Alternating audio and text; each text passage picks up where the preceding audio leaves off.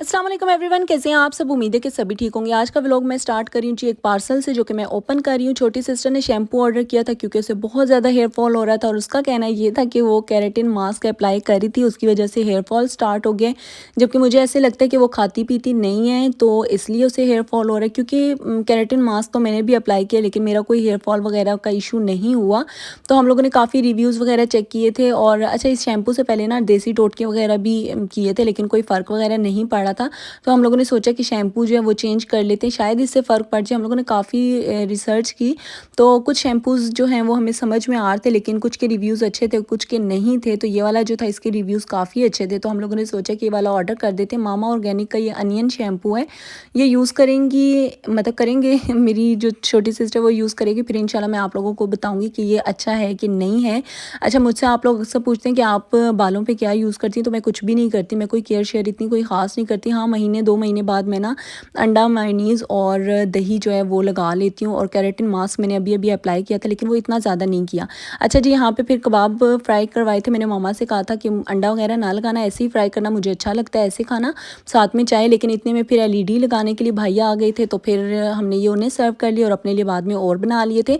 अच्छा, ये रूम में एलईडी लग रही है वो इस वजह से कि मैं जो हूँ लाउंज में नहीं बैठती, टीवी लाउंज में नहीं बैठती, क्योंकि वहाँ बहुत ज़्यादा ठंड होती है और मेरे सोफ़े जो हैं वो भी रेक्सीन वाले हैं, तो फिर और ज़्यादा ठंड लगती है, ठंडे ठंडे से होते हैं, तो बेबी को भी ठंड लग जाएगी और मुझे भी। इस वजह से हम लोगों ने सोचा कि रूम में ही एलईडी लगवा लेते। मैं यहाँ पे मज़े मज़े से देखूँगी। वैसे ममा और अलिशा वगैरह बाहर बैठ के डेली देख रहे होते। मेरे सब कुछ मिस हो चुका है, लाइक ड्रामाज़ वगैरह, हर एक चीज़ मेरी मिस हो चुकी है, व्लॉग वगैरह भी। तो अब मैं मज़े से ना रूम में बैठती हूँ और देख रही होती हूँ। अच्छा जी, आप लोगों में से लास्ट व्लॉग में किसी का कमेंट आया था कि आपने अपनी बेटी का नेम क्या रखा है, तो मैंने सोचा कि आज के व्लॉग में मैं फेस भी रिवील कर देती हूँ और नेम भी। आप सबने ये पिक्स देखनी है और इसके बाद माशाल्लाह भी कह देना है। ये सारी पिक्स जो मैंने अब तक ली हैं वो सब हैं। साथ में मैंने 1 मंथ का शूट किया था, 35 डेज़ का शूट किया था, वो भी मैं आप लोगों के साथ शेयर कर रही हूँ। तो आप लोगों ने लाजमी माशाल्लाह कह देना है। और जी, मेरी बेटी का नेम है इश्मल फ़ातिमा। ये नाम हम लोगों ने बहुत पहले का सोचा हुआ था कि जब भी हमारी बेटी होगी हम इंशाल्लाह इश्मल फ़ातिमा ही नेम रखेंगे, और हम लोगों ने वही नेम रखा। अच्छा, लास्ट में ना थोड़ा सा मैंने पंगा कर लिया था कि नहीं, इश्मल फ़ातिमा नहीं रखते, कोई और नेम रख लेते हैं, एम से ही कोई नाम हो जाए, मेरे नाम से मैच होता हुआ हो। और वो फिर खैर हम लोगों ने जो सोचा हुआ था, स्टार्टिंग से हस्बैंड ने कहा कि ठीक है भाई, अगर आपने कोई और रखना है रख लो, लेकिन मेरी खुशी उसी में है जो हम लोगों ने बहुत पहले दोनों ने डिसाइड किया हुआ था। तो फिर मैंने सोची ये तो इमोशनल ब्लैकमेलिंग हो गई ना, तो फिर वही रख लेते हैं, इनकी खुशी है तो फिर उसी में मेरी खुशी भी है। फिर हम लोगों ने इश्मल फ़ातिमा ही नाम रख लिया। लेकिन अब तक मेरी ज़ुबान पे सिर्फ मरवा नेम ही होता है, और मैंने बुलाना इश्मल होता है, कहना मैंने इश्मल होता है, लेकिन मैं जिससे भी बात करती हूँ मेरे मुंह से मरवा नेम ही निकलता है। मैं कहती हूँ मरवा ने फ़ीड कर लिया, मरवा उठी थी, मरवा ऐसे, मरवा का पैम्पर चेंज, तो मरवा मरवा मरवा ही मेरे ज़ुबान पे होता है। और इश्मल भी अब मैं कहने की कोशिश करती हूँ कि मेरी ज़ुबान पे जो है इश्मल नेम जो है वो फ़िट हो जाए। अच्छा जी, फिर ये नेक्स्ट डे का व्लॉग है और यहाँ पे मम्मा ने सारी वेजीज़ वगैरह कट कर ली थी, चिकन बन गया था और मैक्रोनी बॉयल हो चुकी थी। और फिर आप ही आ गई थी कि नानाबू की तरफ जाना है, तो मम्मा वाले उधर निकल रहे थे, तो मैंने सोचा कि बस ये मिक्सिंग वगैरह ही करनी है तो मैं कर लेती हूँ। सॉसेस डालनी थी और स्पाइसेस, तो ये मैंने कर लिया और मैक्रोनी जो है वो रेडी हो चुकी थी। अच्छा, यहाँ पे ना मैं आप लोगों के साथ एक बात शेयर करती हूँ।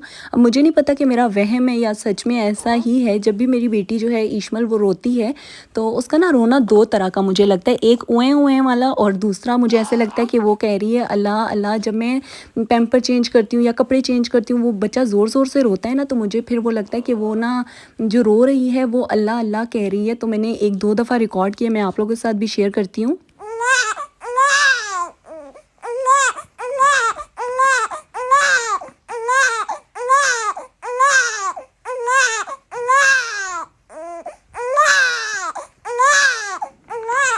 अब आप लोग बताइएगा कि ये मेरा वहम है या सच में ये रोते हुए अल्लाह अल्लाह कहती है। 2 तरह का रोना है, एक जब नॉर्मल थोड़ा बहुत रोती है तो फिर ऊँ ऊँ करती है, और जब बहुत ज़्यादा रोती है पैम्पर चेंज करने के टाइम पे या फिर कपड़े वगैरह चेंज करने में, उस टाइम पे जब बहुत ज़्यादा रोती है तो उस टाइम पे अल्लाह अल्लाह मुझे ऐसे लगता है कि ये कह रही है। तो आप लोग बताइएगा कि ये मेरा वहम है या सच में आप लोगों को भी यही लग रहा था। अच्छा जी, फिर मैं यहाँ पर करने लगी थी 1 मंथ का शूट, और जो ड्रेस मैं निकाली थी वो बिल्कुल भी पूरा नहीं आ रहा था। मेरी इतनी छोटी सी चुन्नू मुन्नू सी बेटी है, बिल्कुल छोटी सी है, बहुत मुश्किलों से ड्रेसेस आते हैं, ऐसे लगता है जैसे डबल एक्सेल पहन ली है। तो फिर मैंने यहाँ पे ये एक जो है इनर का सेट बना लिया था और ये पहना के मैंने एक शूट कर लिया था। अच्छा शूट ना इतनी मेहनत से करना पड़ता है, तौबा, बेबी के एक्सप्रेशंस और हिलना जुलना, हाथ पाँव, आंखें खुली कभी बंद, कभी एक आंख खुली एक बंद, बड़ी मुश्किलों से करना और साथ में फीडर पकड़ना और मतलब हर एक चीज़ को देखना बहुत मुश्किल लगता है। वैसे तो हम लोग पिक्स वगैरह देख लेते हैं कि बड़ी बस आसानी से क्लिक किया, लेकिन बिल्कुल ऐसा नहीं होता। तो यहाँ पे 1 मंथ शूट जो है वो मैं कर चुकी थी और ये कुछ इस तरह का था। तो मैंने सोचा मैं आप लोगों के साथ भी शेयर कर देती हूँ। मैंने ना यहाँ पे रोज़ पेटल से 1 लिख दिया था, साथ में मैंने लाइटिंग लगा दी थी। ये कौन सी लाइट होती है मैं भूल गई, फेरी लाइट थी। और साथ में मैंने ये फ्रूट बास्केट थी जिसमें मैंने ईशमल को लिटाया और बैक पे मैंने इसका छोटा सा जो राउंड पिलो होता है वो रख दिया था और बास्केट की साइड पे भी फेरी लाइट्स थी। और फिर मैंने यहाँ पे आई लव यू मामा वाला भी शूट कर दिया था और यहाँ पे ये पिक मुझे सेम इस इमोजी जैसी लगती है, तो मैंने सोचा आप लोगों के साथ ये भी शेयर कर देती हूँ। आप लोगों ने देख के माशाल्लाह ज़रूर कहना है। अच्छा इसके बाद बिरयानी बनी हुई थी वो मैंने खा ली और फिर जी यहाँ पे कुछ फ्रूट्स वगैरह थे और सब्जियाँ वगैरह जो थी वो नेक्स्ट डे मंगवाई हुई थी। तो मम्मा ने सब कुछ वॉश कर लिया था, वॉश करके बास्केट्स में रख दिया था। फ्रूट्स जो है वो आजकल मैं बिल्कुल भी फ्रिज में नहीं रखती, ठंडा हो जाता है और फिर खाया भी नहीं जाता, तो इसी तरह से बाहर पड़ा हुआ होता है और खा लेते हैं। अच्छा आज ना बड़े टाइम बाद पालक और साथ में पता नहीं कौन सा साग था, मुझे भूल गया, मम्मा ही ने कोई नाम बताया था, वो आया था। तो यहाँ पे आज बनना था कोई साग और पालक जो है वो मम्मा रख देंगी, पालक गोश्त बनाएंगे।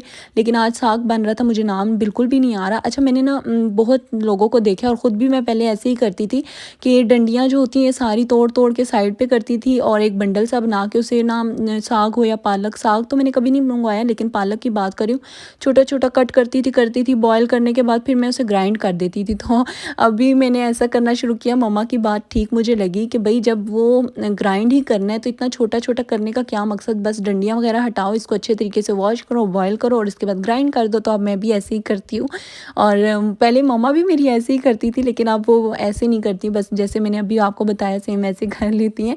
और फिर जी यहाँ पे मिकी माउस था, मैंने लिटाया हुआ था मतलब ईशमल के साथ, तो मैंने सोचा कि चले वीडियो बना लेती हूँ। फिर एक आध मैंने वीडियो बना ली और शाम में फिर यहाँ पे रूम की लाइट्स ऑफ थी, ईशमल सो रही थी और अब जी बाहर लाउंज में कोई भी नहीं बैठता, बिल्कुल भी बाहर की एलईडी जो है वो ऑन ही नहीं होती, मुझे ऐसे लगता है जैसे गर्मियों में ऑन होगी।